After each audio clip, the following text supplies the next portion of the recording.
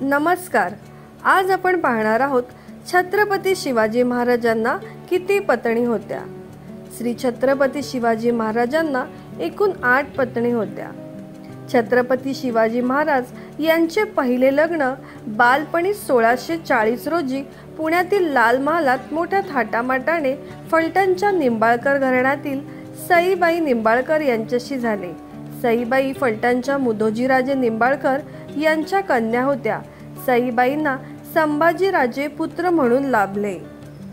छत्रपती शिवाजी महाराज यांचे दुसरे लग्न वर्ष 1641 रोजी शिर्के घराण्यातील सगुणाबाई शिर्के यांच्याशी झाले। सगुणाबाई यांना राजकुंवरबाई नावाच्या कन्यारत्न होत्या।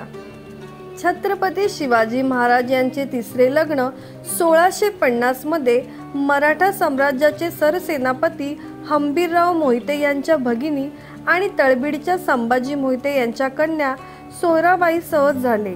यांना राजाराम राज्य अपत्य म्हणून प्राप्त झाले।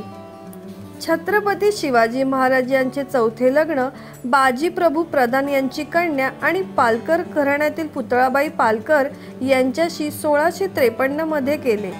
छत्रपती शिवाजी महाराजांनी पाचवे लग्न विचारे घराण्यातील लक्ष्मीबाई विचारे यांच्याशी जावळीच्या गुप्त मोहिमेवर गेलेले असताना 1656 मध्ये केले। छत्रपती शिवाजी महाराजांचे सहावे लग्न गायकवाड घराण्यातील सकवारबाई यांच्याशी 1657 मध्ये झाले।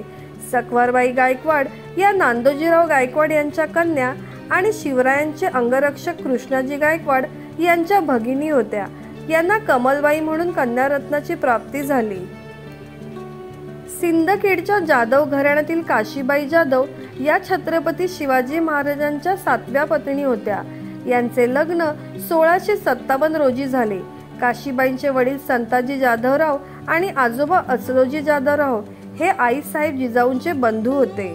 छत्रपती शिवाजी महाराजांच्या 8व्या पत्नी होण्याचे मान विदर्भातील चिखलीच्या इंगळे घराण्यातील सरदार शिवाजीराव इंगळे यांची कन्या गुणवंताबाई इंगळे यांना मिळाला।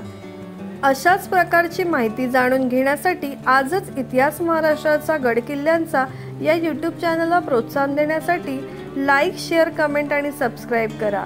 धन्यवाद।